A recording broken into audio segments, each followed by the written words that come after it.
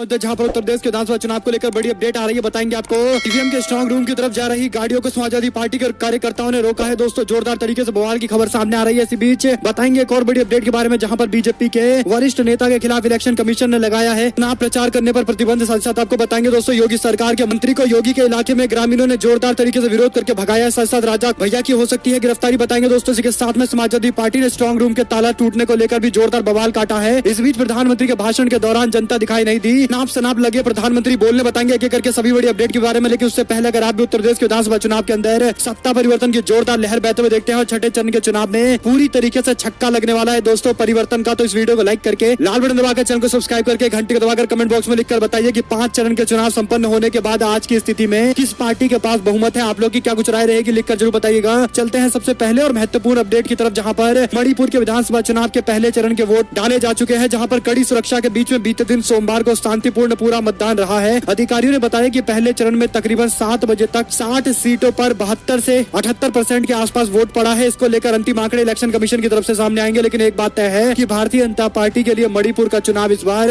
आसान इसलिए नहीं होने जा रहा है क्योंकि बीजेपी इससे पहले गठबंधन में साथ मिलकर चुनाव लड़ती थी। पहली बार कांग्रेस पार्टी गठबंधन में चुनाव लड़ रही है और बीजेपी अकेले दम पर राज्य में चुनावी मैदान में उतरी हुई है। यानी पिछली बार दोस्तों कांग्रेस पार्टी को सबसे बड़ी पार्टी होने का मौका मिला था और ऐसे में माना जा सकता है कि इस बार भी राज्य के अंदर कांग्रेस पार्टी ने कई सारे छोटे मोटे दलों के गठबंधन किए हैं और एक बड़ा अम्ब्रेला बनाया है, जिसके कारण राज्य के अंदर बीजेपी सरकार की वापसी काफी मुश्किल दिखाई पड़ती है। आप लोग की क्या कुछ राय है मणिपुर को लेकर, जरूर बताइएगा। आप लोगों ने ग्राउंड रिपोर्ट में किस तरीके से जनता का रुझान देखा है, लिखकर जरूर बताइएगा दोस्तों। चलते हैं एक और बड़ी खबर की तरफ, जहां पर लखनऊ में स्ट्रांग रूम की तरफ जा रही गाड़ी को समाजवादी पार्टी के नेताओं ने रोका है दोस्तों और जोरदार बवाल देखने को मिला है। आपको बता दें कि ईवीएम में हेरा फेरी किए जाने के आरोप लगाकर समाजवादी पार्टी के नेताओं ने रमा देवी चौराहे पर जोरदार प्रदर्शन किया है। ये पूरी अपडेट आ रही है, जहां पर सपा के प्रवक्ता मधु सिंह यादव का कहना है कि एक गाड़ी स्ट्रांग रूम की ओर जा रही थी, उसे रोका गया और रोककर चेक किया गया तो गाड़ी से जो सामान बरामद हुआ है उसके बाद सारे भौचक्के रह गए। दोस्तों आपको बता दें कि सपा के नेताओं ने बताया है कि जो सामग्री गाड़ी से मिली है उसमें दोस्तों प्लास था, हथौड़ी थी, लॉक सील करने वाली सामग्री भी मौजूद थी। गाड़ी में बैठे शख्स खुद को रिटर्निंग ऑफिसर बता रहा था। पार्टी कार्यकर्ताओं ने उसे पकड़कर पुलिस को सौंप दिया। पुलिस ने मामले की जाँच शुरू कर दी है। इस संबंध में जिलाधिकारी को पत्र भी भेज दिया गया है। पूरे मामले की उच्च स्तरीय जाँच कराने की मांग की जा रही है। उत्तर प्रदेश में 5 चरणों के मतदान हो चुके हैं और छठे चरण के मतदान में वोट डालने से पहले अभी चुनाव प्रचार प्रसार जारी है दोस्तों। लेकिन इस तरीके से ये जो मामला सामने आया है उसके बाद राज्य के अंदर अलग अलग इलाकों में जिस तरीके से ईवीएम स्ट्रांग रूम में रखे हुए हैं उन सभी जगह पर सुरक्षा को और ज्यादा मजबूत करने जा रहा है विपक्ष। साथ साथ आपको बता दें दोस्तों कि सोशल टाइम की तरफ से एक जानकारी देते हुए कहा गया कि समाजवादी पार्टी ने दावा किया है कि स्ट्रांग रूम का ताला टूटा हुआ था। ईवीएम रखे स्ट्रांग रूम का ताला टूटने की बात समाजवादी पार्टी ने कहा है और इस पूरे मामले को लेकर दोस्तों हंगामा भी हुआ है। आपको बता दें कि ईवीएम रखे स्ट्रांग रूम का ताला टूटने की बात समाजवादी पार्टी की तरफ से की गई है। टूटा हुआ ताला लहराते हुए सपाइयों ने गड़बड़ी की आशंका जाहिर की है और स्ट्रांग रूम के बाहर धरना भी दिया है। इस पूरे मामले को लेकर दोस्तों उत्तर प्रदेश पुलिस ने कार्रवाई की बात की है। साथ साथ एक और बड़ी खबर सामने आ रही है, जहां पर विवादित बयान के चलते चुनाव आयोग ने भारतीय जनता पार्टी के वरिष्ठ नेता को अपने लपेटे में लिया है। आपको बता दें कि उत्तर प्रदेश के विधानसभा चुनाव में अब सिर्फ 2 चरण के चुनाव बाकी हैं। ऐसे में सिद्धार्थनगर के डुमरियागंज विधानसभा से भारतीय जनता पार्टी के विधायक राघवेंद्र प्रताप सिंह ने चुनाव प्रचार के दौरान विवादित बयान दिया था। हिंदू वोटों को एकजुट करने के लिए खुले तौर पर मुस्लिमों के खिलाफ उन्मादी दंगाई भाषा बोल रहे थे, जिसके बाद सोशल मीडिया पर यह वीडियो वायरल हुआ और सभी लोगों ने इस पर सवाल खड़ा किया कि आखिर अभी तक कार्रवाई होने में इतना देर क्यों किया जा रहा है। और आखिरकार दोस्तों छठे और 7वें चरण के चुनाव से पहले इलेक्शन कमीशन ने अब कार्रवाई की है और उस व्यक्ति को चुनाव प्रचार प्रसार करने के लिए 24 घंटे तक की रोक लगा दी है। दोस्तों ये बड़ी अपडेट सामने आ रही है। आपको बताते चले कि इस तरीके की खबरें कहीं ना कहीं इलेक्शन कमीशन की कार्रवाई को इतनी ज्यादा नाजुक है, इसको लेकर भी कहीं ना कहीं सवाल खड़े करती है। इस बीच एक और बड़ी अपडेट सामने आ रही है, जहां पर उत्तर प्रदेश के विधानसभा चुनाव में 5 चरण संपन्न हो चुके हैं और ऐसे में अब 2 चरणों में मतदान को लेकर अब योगी सरकार के मंत्री और भाजपा के नेता की वापसी के बड़े बड़े दावे किए जा रहे हैं दोस्तों। और इस बीच आपको बता दें कि एक वीडियो सामने आया जहां पर योगी सरकार के समाज कल्याण मंत्री रामपति शास्त्री को लोगों ने विरोध करते हुए अपने गाँव से बाहर का रास्ता दिखाया है। आपको बता दें कि रामपति शास्त्री गोंडा जिले के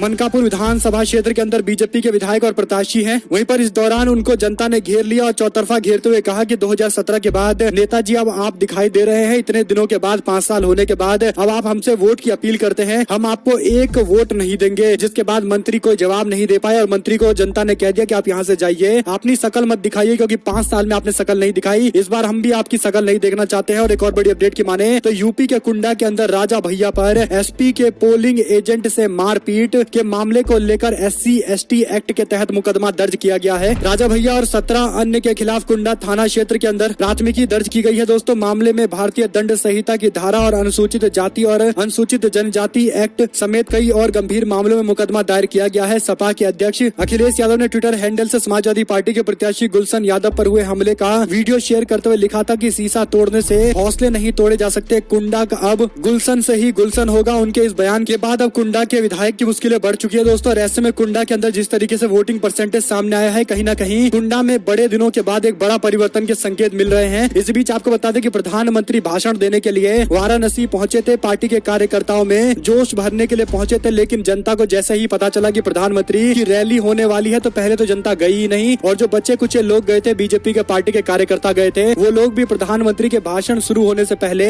अपनी जगह छोड़कर निकलना शुरू हो गए। प्रधानमंत्री वाराणसी में बूथ विजय सम्मेलन को संबोधित कर रहे थे, बीजेपी के कार्यकर्ताओं को विजय मंत्र देने की कोशिश कर रहे थे। इसी दौरान कार्यकर्ता प्रधानमंत्री का भाषण छोड़ते दिखाई दिए, खाली कुर्सियां चौतरफा दिखाई दी, जिसके बाद प्रधानमंत्री अनाप शनाप भाषण देने लगे। दोस्तों वाराणसी के संपूर्णानंद संस्कृत विश्वविद्यालय में 3361 बूथों के 20,000 से ज्यादा बीजेपी के बूथ पदाधिकारियों को बुलाया गया था, लेकिन सभा संपन्न होने से पहले ही बीजेपी के नेता धीरे धीरे करके प्रधानमंत्री की रैली से निकल लिए। कुल मिलाकर बीजेपी की ये रैली पूरी तरीके से फ्लॉप कही जा सकती है, और प्रधानमंत्री जिस तरीके से बौखलाहट वाली बयान दे रहे थे, कहीं न कहीं ये बात स्पष्ट है कि वाराणसी के चुनाव को लेकर बीजेपी की भी हालत पतली दिखाई दे रही है। एक और बड़ी अपडेट की माने तो फाजिल नगर विधानसभा क्षेत्र के दुधही में सोमवार को जनसभा को संबोधित करने पहुंचे डिप्टी सीएम केशव प्रसाद मौर्य के हेलीकॉप्टर का पेट्रोल हवा में ही खत्म हो गया। उसके बाद उनको पावानगर महावीर इंटर कॉलेज में हेलीकॉप्टर की इमरजेंसी लैंडिंग कराई गई है। कुशीनगर के खड्डा विधानसभा और फाजिल नगर विधानसभा के जनसभा को संबोधित करने के लिए डिप्टी सीएम जा रहे थे, लेकिन रास्ते में ही पता चला कि उनका पेट्रोल खत्म हो गया है, जिसके बाद उनकी इमरजेंसी लैंडिंग करनी पड़ी है, जो अपने आप में अब ये सवाल खड़ा करता है कि क्या बीजेपी के लोगों को पता था कि उनकी रैली में जनता की भीड़ नहीं जुट रही है और इसीलिए इस तरीके के बयान दे रहे हैं। क्योंकि दोस्तों आप लोग जानते हैं कि अमूमन इस तरीके की चीजें सामने नहीं आती, लेकिन खबर आई है तो कहीं न कहीं कुछ गंभीर सवाल जरूर खड़े होते हैं। एक और बड़ी अपडेट की माने तो प्रियंका गांधी ने बलिया के अंदर एक रोड शो को संबोधित करते हुए कांग्रेस पार्टी के प्रत्याशी के पक्ष में वोट मांगा है। कांग्रेस पार्टी की राष्ट्रीय महासचिव प्रियंका गांधी वाड्रा ने सोमवार को बलिया में एक रोड शो किया है। बांसडी और फेफना विधानसभा में रोड शो करके कांग्रेस पार्टी के प्रत्याशी को जिताने की अपील उन्होंने की है। प्रियंका गांधी के साथ उनके पार्टी के पदाधिकारी भी मौजूद रहे। कार्यकर्ताओं में भी जोरदार समर्थन देखने को मिला। दोस्तों एक और जानकारी है जहां पर अपने फायदे की बात करती है डबल इंजन सरकार, अभी हमारा आंदोलन खत्म नहीं हुआ है। राकेश टिकैत ने पत्रकार वार्ता के दौरान बड़ा बयान दिया। उन्होंने कहा कि डबल इंजन की सरकार सिर्फ अपने फायदे की बात करती है। टिकैत ने कहा कि हमारा आंदोलन अभी खत्म नहीं हुआ है। रविवार देर शाम उन्होंने रानीबाग कॉलोनी के अंदर एक ब्लॉक के अध्यक्ष कविराज चौधरी के आवास पर पत्रकारों से बातचीत के दौरान ये बातें कही हैं। उन्होंने कहा कि डबल इंजन सरकार में केवल भारतीय जनता पार्टी और सरकार का फायदा हुआ है, किसानों, गरीबों, मजदूरों और बेरोजगारों का कोई फायदा नहीं हुआ। इससे जनता का कोई लेना देना नहीं है। देश और प्रदेश में विकास पूरी तरीके से ठप है। मांगों को लेकर हम आंदोलन लगातार कर रहे हैं और आगे भी करते रहेंगे। हमारा आंदोलन समाप्त नहीं हुआ है। सरकार को ये बात हम स्पष्ट कर देना चाहते हैं। इस बीच दोस्तों मणिपुर के मतदान केंद्रों पर हुई गड़बड़ी के मामले को लेकर जयराम रमेश ने दोबारा से जांच के साथ साथ चुनाव कराने की मांग की है। कांग्रेस पार्टी के नेता और पूर्व केंद्रीय मंत्री जयराम रमेश ने चुनाव आयोग से मणिपुर में जारी पहले चरण के मतदान में मतदाताओं की शिकायत दूर करने और कई मतदान केंद्रों पर आ रही गड़बड़ी के मामले पर उचित जांच करने की मांग की है। जयराम रमेश ने सोमवार को एक वीडियो साझा करते हुए चूरा चांदपुर के रहने वाले एक युवक डेनिस लोकतांत्रिक अधिकार का प्रयोग करके मतदान केंद्र पर गए तो पता चला कि उनका वोट पहले से ही डाला जा चुका है। यह कदाचार की अकेली घटना नहीं है। उन्होंने चुनाव आयोग और मणिपुर में कुछ विधानसभा क्षेत्रों के अंदर हिंसा की घटना को लेकर आलोचना भी की है। दोस्तों इसी के साथ मैं आपको बता दें कि अखिलेश यादव ममता बनर्जी का 3 मार्च को वाराणसी का दौरा होने वाला है। तैयारियों का जायजा लेने के लिए राष्ट्रीय महासचिव भी पहुंचे हैं। दोस्तों आपको बता दें कि सपा के राष्ट्रीय प्रमुख महासचिव प्रोफेसर राम गोपाल यादव सड़क मार्ग से शहर के लिए रवाना होने वाले समाजवादी पार्टी के नेता अखिलेश यादव और बंगाल के मुख्यमंत्री ममता बनर्जी के दौरे की तैयारी कर रहे हैं। ये कार्यक्रम 3 तारीख को आयोजित की जाएगी, यानी परसों ये कार्यक्रम होगा, जिसमें पार्टी के कार्यकर्ता जबरदस्त जन समर्थन इकट्ठा करके राज्य के अंदर सत्ता परिवर्तन की हुंकार को वाराणसी के अंदर और मजबूती से सामने रखेंगे। आपको बता दें कि छठे चरण के चुनाव में अम्बेडकर नगर, बलरामपुर, सिद्धार्थ नगर, बस्ती, संत कबीर नगर, महाराजगंज, गोरखपुर, कुशीनगर, देवरिया, बलिया में चुनाव होने वाले हैं और 7वें चरण के चुनाव में भी पार्टी अपने आप की स्थिति मजबूत रखने के लिए इस तरीके से रोड शो कर रही है। ममता बनर्जी भी मौजूद रहेंगी, जिसके बाद माना जा सकता है कि ब्राह्मण वोटों को भी साथ में लाने के लिए समाजवादी पार्टी ममता बनर्जी को साथ में लेकर आई है रैली कराने के लिए। दोस्तों एक और अपडेट की माने तो वाराणसी के साथ साथ गोरखपुर के अंदर भी बीजेपी के लिए प्रतिष्ठा का चुनाव बना हुआ है। कई सारे सीटों पर ऐसे उम्मीदवार हैं जो राज्य के अंदर पूरे समीकरण को पलट सकते हैं। गोरखपुर शहर से समाजवादी पार्टी की प्रत्याशी सुभावती शुक्ला ने सोमवार को को योगी सरकार और बीजेपी पर निशाना साधा। उन्होंने कहा कि मेरे पति उपेंद्र दत्त शुक्ला बीजेपी के प्रदेश उपाध्यक्ष रहे, लेकिन बीजेपी ने उनकी उपेक्षा की है। अंतिम समय में पार्टी ने उनका साथ नहीं दिया। सुभावती ने भावनात्मक अपील करते हुए कहा कि परिवार के साथ हुए अन्याय और गोरखपुर की जनता के लिए योगी को चुनौती देने के लिए आई हूँ। योगी ने मेरा अपमान किया है, बीजेपी ने मेरे परिवार का साथ नहीं दिया। मदद के लिए दर दर भटके पर योगी ने कभी हाल नहीं पूछा। मेरा बेटा भी मौत से लड़कर बचकर आया है। योगी सरकार ने कभी उनका साथ नहीं दिया। कुल मिलाकर भारतीय जनता पार्टी के नेता के खिलाफ मोर्चा खोलते हुए दोस्तों उन्होंने कहा कि ये पर्सनल लड़ाई के साथ साथ जनता की लड़ाई भी है। जनता नहीं चाहती कि एक बार फिर से 5 साल बर्बादी के 5 साल देखे। और जिस तरीके से इंसेफ्लाइटिस का एक बड़ा मामला गोरखपुर में सामने आया था दोस्तों, कई सारे बच्चों की मौत हो गई थी। उस मामले को भी याद दिलाते उन्होंने कहा कि राज्य के अंदर खासकर गोरखपुर के अंदर इंसेफ्लाइटिस पर काबू करने में बीजेपी की सरकार विफल रही है। ये सारे मुद्दे हैं जो जनता भूलेगी नहीं। गोरखपुर की जनता इस बार करारा जवाब देने को तैयार है। वहीं पर अखिलेश यादव भी पहुंचे थे उनके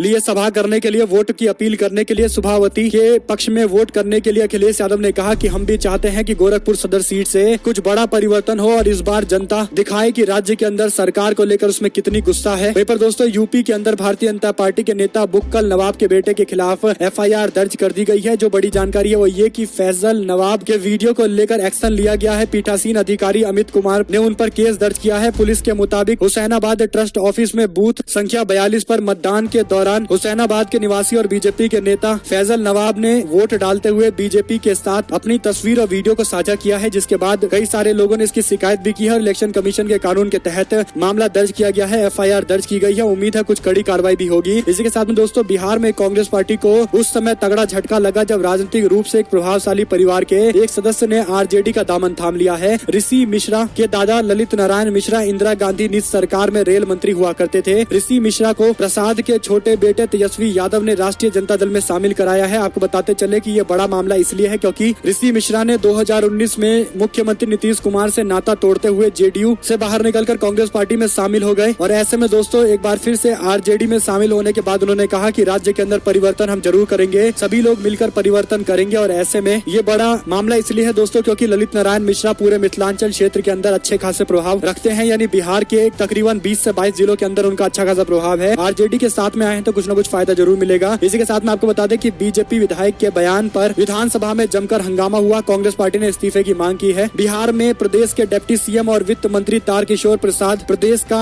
आम बजट पेश कर रहे थे और इस दौरान दोस्तों कांग्रेस पार्टी के MLA ने बीजेपी के MLA हरिभूषण ठाकुर की तरफ से दिए गए बयान पर तीखी प्रतिक्रिया देते हुए कड़ी कार्रवाई की मांग करते हुए उनको सस्पेंड करने के लिए कहा है दोस्तों। यानी मुस्लिमों को लेकर जो विवादित बयान बीजेपी के नेता ने दिया था, विधायक ने दिया था, उसके खिलाफ RJD, लेफ्ट पार्टी और कांग्रेस पार्टी के नेताओं ने सभी ने मिलकर कहा कि उनको इस्तीफा देना चाहिए। अगर इस्तीफा नहीं देते और भारतीय जनता पार्टी अपनी पार्टी से बाहर का रास्ता नहीं दिखाती तो विधानसभा के अंदर इसी तरीके से हम लोग विरोध करते रहेंगे। वहीं पर अखिलेश यादव बोले, कहा सपा की लहर देखकर बीजेपी नेताओं ने अपने घरों से झंडे उतारने शुरू कर दिए हैं। समाजवादी पार्टी के राष्ट्रीय अध्यक्ष अखिलेश यादव ने सोमवार को जलालपुर की सभा में कहा कि जिले की सभी 5 सीटों पर इस बार सपा की सरकार बनने जा रही है। उन्होंने बुनकर बाहुल्य जनपद में बुनकरों के लिए बड़ी घोषणा करते हुए कहा कि राज्य में अगर उनकी सरकार बनने पर उन्हें फ्लैट रेट पर बिजली दी जाएगी। उन्होंने किसानों को मुफ्त सिंचाई के लिए बिजली, 300 यूनिट फ्री बिजली आम जनता को देने की बात कही है। वहीं पर पुरानी पेंशन लागू करने की बात भी उन्होंने स्पष्ट तौर पर कहते हुए कहा कि डिग्री धारक युवकों को नौकरियां दिया जाएगा, विभिन्न पदों पर नियुक्त किया जाएगा। और इसी के साथ में पार्टी के वरिष्ठ नेता रहे अहमद हसन का ये क्षेत्र है जहां पर उन्होंने कहा कि जब हमारी सरकार हुआ थी तो हमारे नेता हसन जी ने काफी काम किया है क्षेत्र के अंदर, इस काम को और आगे बढ़ाएंगे, हमें पूरा भरोसा है और इसीलिए एक बार फिर से मौका दीजिए, राज्य में सपा की सरकार बनाइए, हम आपको बिल्कुल भी निराश नहीं करेंगे। एक और बड़ी अपडेट की माने दोस्तों तो बलिया के अंदर प्रधानमंत्री ने एक भाषण दे दिया जिसके बाद लोग इस पर प्रतिक्रिया दे रहे हैं। प्रधानमंत्री नरेंद्र मोदी अमूमन जिस भी शहर के अंदर जाते हैं वहां पर जाकर केवल एक बात बोलते हैं और ये बात हमेशा दोस्तों बीजेपी और प्रधानमंत्री की टैगलाइन बन चुकी है कि मेरा आपसे भावुक रिश्ता है, आपसे भावुक रिश्ता है। इसी तरीके का बयान प्रधानमंत्री ने बलिया में जाकर दिया है। उन्होंने कहा कि बलिया से मेरा एक भावुक रिश्ता है। प्रधानमंत्री के इस बयान पर टिप्पणी करते हुए सूर्य प्रताप सिंह ने इमोजी शेयर किया है दोस्तों हंसते हुए, और वो भी तंज कसते हुए बता रहे हैं कि प्रधानमंत्री इसी तरीके के बयान हर जगह देते रहते हैं, यानी हर जगह से उनका भावुक नाता है। वोट के लिए किसी भी तरह के बयान पर उतरने के लिए बीजेपी के लोग तैयार है। प्रधानमंत्री का भाषण भी इसकी एक बानगी करता है। साथ साथ आपको बता दें कि बीजेपी के सांसद ने सपा के प्रत्याशी और अपने पिता स्वामी प्रसाद मौर्य के लिए वोट मांगा है दोस्तों। उत्तर प्रदेश के अंदर कुशीनगर के फाजिल नगर विधानसभा सीट से सपा के प्रत्याशी स्वामी प्रसाद मौर्य के लिए बीजेपी की सांसद संघमित्रा मौर्य के द्वारा वोट मांगने का दावा किया जा रहा है। इससे संबंधित एक वीडियो भी वायरल हो रहा है जिसमें बताया जा रहा है कि सपा के प्रत्याशी और उनके पिता स्वामी प्रसाद मौर्य के पक्ष में वोट मांगने के लिए रात के अंधेरे में बीजेपी की सांसद संघमित्रा मौर्य कुशीनगर के अंदर पहुंची। फाजिल नगर विधानसभा के जौरा मगुलही गांव में बीजेपी के सांसद संघमित्रा मौर्य को रविवार देर शाम को पिता स्वामी प्रसाद मौर्य के पक्ष में प्रचार करने के लिए देखा गया। हालांकि बीजेपी कार्यकर्ता और स्थानीय मीडिया को देखते हुए संघमित्रा मौर्य अपनी गाड़ी में बैठकर वहां से निकल गई। लेकिन सवाल ये खड़ा होता है कि क्या बीजेपी के अंदर अपनी ही पार्टी के सांसद सेंधमारी कर रहे हैं, यानी भारतीय जनता पार्टी से अलग अपनी वोट को करके अपने पिता को चुनाव जिताने की कोशिश की जा रही है। दोस्तों कहीं ना कहीं ये बड़ा सवाल इसलिए है क्योंकि भारतीय जनता पार्टी में भीतर घात की भी खबरें सामने आने लगी है। बीजेपी के सांसद से जब इस बारे में सवाल पूछा गया तो उन्होंने सपा के प्रत्याशी के पक्ष में वोट मांगने से इंकार करते हुए कहा कि वो स्वतंत्र रूप से घूम रही थी। बता दें कि बीजेपी की सांसद संघमित्रा मौर्य स्वामी प्रसाद मौर्य की बेटी है और अपने परंपरागत सीट पडरौना छोड़कर कुशीनगर जिले के फाजिल नगर सीट से चुनाव लड़ रहे हैं स्वामी प्रसाद मौर्य, जहां से बीजेपी के नेता सुरेंद्र कुशवाहा भी चुनावी मैदान में उतरे हुए हैं। बीते दिनों संघमित्रा मौर्य ने स्पष्ट किया है कि उनके पिता स्वामी प्रसाद मौर्य के खिलाफ वो प्रचार नहीं करेंगे लेकिन उनके पक्ष में वोट मांगेंगी। इस पर उन्होंने आगे भी कोई बयान नहीं दिया था, लेकिन इस तरीके की चीजें जो अब सामने आ रही हैं जो कहीं ना कहीं कई सारे सवालों को जन्म देती है। दोस्तों एक और बड़ी अपडेट की माने तो सही समय पर सही फैसले न लिए जाने के कारण 15,000 से अधिक छात्र भारी अर्थव्यवस्था के बीच अभी भी युद्ध भूमि में फंसे हुए हैं। ठोस राजनीतिक और कूटनीतिक कार्यवाही पर इनकी सुरक्षित वापसी इन पर कोई उपकार नहीं है बल्कि हमारा दायित्व है। दोस्तों इसी के साथ में एक और जानकारी की माने तो डेरा प्रमुख राम रहीम की फरलो खत्म हो चुकी है। आपको बता दें कि चुनाव के दौरान उनको फरलो दिया गया था, जिसके कारण भारतीय जनता पार्टी के पक्ष में वोट मांगने की भी उनकी खबरें सामने आई थी, जिसके बाद मोदी सरकार ने भी Z+ सिक्योरिटी दे दिया था, जो कहीं ना कहीं कई सारे सवालों को जन्म देता है। दोस्तों और ऐसे में सिरसा के कोर्ट से अब झटका लगा है और आखिरकार फिर से जेल में भेज दिया गया है। इसी बीच एक और जानकारी की माने तो आम आदमी को बड़ा झटका, अमूल दूध का बढ़ गया दाम, कल से 2 रुपए प्रति लीटर महंगा बिकेगा। आम आदमी को महंगाई की एक और मार पड़ने वाली है। दरअसल अमूल दूध महंगाई को लेकर एक और ऐलान कर चुकी है। दोस्तों माफ करिए, आज से ही 2 रुपए दाम बढ़ा दिए गए हैं, यानी अपने आप में अब ये एक और सवाल है जहां पर महंगाई का दंश जनता को झेलना पड़ रहा है। वहीं आपको बता दें कि देवेंद्र फडणवीस ने महाराष्ट्र में गुजराती जासूस मॉडल को लागू किया है। कांग्रेस पार्टी इसकी जांच की मांग करती है। कांग्रेस पार्टी के नेता लादे ने कहा कि IPS अधिकारी रश्मि शुक्ला महज एक मोहरा है, असली अपराधी वे हैं जिन्होंने उनका मार्गदर्शन किया। फडणवीस राज्य के मुख्यमंत्री थे, उन्होंने महाराष्ट्र में गुजरात के निगरानी मॉडल को लागू किया था। साथ साथ आपको बता दें कि मणिपुर के वोटिंग को लेकर दोस्तों जानकारी आई है। इम्फाल ईस्ट के अंदर 76% वोट हुई है, इम्फाल वेस्ट में 82% वोटिंग हुई है, जबकि बिष्णुपुर में 73% वोटिंग हुई है, जबकि दोस्तों खांगपोकपई में 82% वोटिंग की गई है, जबकि चौरा चांदपुर के अंदर तकरीबन 74% वोटिंग की गई है। इसी के साथ में उड़ीसा के ग्रामीण क्षेत्रों के अंदर बीजू जनता दल का आखिरी अंतिम आंकड़ा सामने आया है। तकरीबन 542 सीटों पर बीजू जनता दल ने जीत हासिल कर ली है। बीजेपी को 31 सीटें, कांग्रेस पार्टी को 30 सीटें मिली है। ये अंतिम नतीजे हैं। इसी के साथ में दोस्तों एडवाइजरी जारी करने से कुछ नहीं होगा। यूक्रेन में फंसे भारतीयों को वापस लाने के लिए ओवैसी ने बड़ा बयान दिया है। आपको बता दें कि आज तक से खास बातचीत के दौरान असदुद्दीन ओवैसी ने कहा कि बीजेपी सरकार को संजीदगी से पेश आना चाहिए। वहाँ किसी के बेटे और बिटिया हैं, सिर्फ एडवाइजरी देने से कुछ नहीं होगा। आपने तो अपने स्टाफ को निकलवा लिया है। बच्चों के साथ जिस तरीके का बर्ताव किया जा रहा है वो ठीक नहीं है। यूक्रेन में फंसे बच्चे बहुत परेशान हैं। ओवैसी ने कहा कि यूक्रेन में फंसे बच्चे बहुत ही ज्यादा परेशान है और इसीलिए सरकार की जिम्मेदारी बनती है कि उन सभी को सुरक्षित वापस लेकर आया जाए। इसी के साथ में कुशीनगर के तमकुही राज्य के अंदर जाम में फंसी प्रियंका गांधी ने कार छोड़कर बाइक पर बैठ गई और अपनी हेलीपैड पर चली गई, जिसके बाद सोशल मीडिया पर लोग वीडियो शेयर कर रहे हैं। वहीं पर राजस्थान और छत्तीसगढ़ के बीच में जल्द खत्म हो जाएगा कोयले वाला विवाद। राहुल गांधी ने दोनों राज्य के मुख्यमंत्री के साथ बैठक की है। दोस्तों सूत्रों के अनुसार राहुल गांधी ने रविवार को अपने आवास पर दोनों मुख्यमंत्री के साथ बैठक करते हुए मुद्दे के सौहार्दपूर्ण समाधान को लेकर बातचीत की है। राजस्थान कोयला आपूर्ति के लिए छत्तीसगढ़ के परसा कोयला खदान पर निर्भर रहता है और हालांकि छत्तीसगढ़ के इलाके में आदिवासी के संदर्भ में कुछ चिंताएं जाहिर की गई है। इस पूरे मामले पर दोनों राज्य के नेता एक साथ बैठे हैं और मामले का समाधान करेंगे। राहुल गांधी भी दोनों नेताओं से कह रहे हैं कि राज्यों का मामला है, गंभीर मामला हो सकता है और इसीलिए इसका समाधान जरूरी है। दोनों नेताओं से बैठकर संजीदगी से मामले को देखकर समाधान करने के लिए कहा गया है। इसी के साथ में यूनाइटेड नेशन का दावा, रूस के हमले के बाद 5 लाख से अधिक यूक्रेनियनों ने छोड़ा देश, लगातार पलायन का मामला सामने आ रहा है। वहीं पर गुजरात के अंदर विजय रूपानी पर 500 करोड़ के जमीन घोटाले का आरोप। पूर्व CM कांग्रेस पार्टी के नेता सुखराम राठवा के खिलाफ नोटिस भेजा गया। दोस्तों विजय रूपानी ने 500 करोड़ के जमीन घोटाले के आरोप में कांग्रेस पार्टी के नेता के खिलाफ ये नोटिस भेजा है। साथ साथ एक और जानकारी है जहां पर मायावती ने समाजवादी पार्टी पर तंज कसते हुए कहा कि हार के डर से आजमगढ़ छोड़कर भाग गए करहल की सीट पर अखिलेश यादव और जनता के सामने बड़ी बड़ी हाँक रहे हैं। हालांकि राज्य के अंदर उनकी सरकार नहीं बनेगी, बसपा सरकार बनाएगी। उनसे जब सवाल पूछा गया कि समाजवादी पार्टी कहती है कि बीजेपी की बी टीम है, बसपा जिस तरीके से कैंडिडेट उतारे गए हैं लोगों के मन में एक शक है। इस पर बयान देते हुए मायावती ने कहा कि असल में बात यह है कि समाजवादी पार्टी खुद बीजेपी की बी टीम बनकर काम कर रही है, लेकिन जनता का ध्यान भटकाने के लिए इस तरीके के बयानबाजी की जा रही है। दोस्तों साथ साथ आपको बता दें कि यूक्रेन में फंसे बच्चों को जहां पर एक और वापस लाना है, वहीं पर दूसरी ओर प्रधानमंत्री नरेंद्र मोदी को लेकर कई सारे सवाल खड़े हो चुके हैं। दरअसल सवाल इसलिए खड़े हैं क्योंकि प्रधानमंत्री आकर चुनाव प्रचार प्रसार यूपी में कर रहे हैं दोस्तों, लेकिन दूसरी ओर यूक्रेन में फंसी जनता को बचाने के लिए कुछ भी व्यवस्था दिखाई नहीं पड़ रही है। एक और बड़ी अपडेट की माने तो अखिलेश यादव के प्रचार करने से पहले ममता बनर्जी ने बड़ा बयान देते हुए कहा कि राज्य में अखिलेश यादव जी की सरकार बन रही है, हम चाहते हैं कि हम भी थोड़ा योगदान दें और इसीलिए हम भी आकर अपना प्रचार करने वाले। दोस्तों अगर आप लोग को एक भी खबर अच्छी लगी हो तो इस वीडियो को लाइक करिएगा, लाल बटन दबाइए, चैनल को सब्सक्राइब करके घंटे दबाकर हमारे साथ लगातार बने रहिए। जुड़ने से दोस्तों का बहुत बहुत धन्यवाद। आप लोग देख रहे थे आपका अपना चैनल जय हिंद जय भारत, बहुत बहुत धन्यवाद।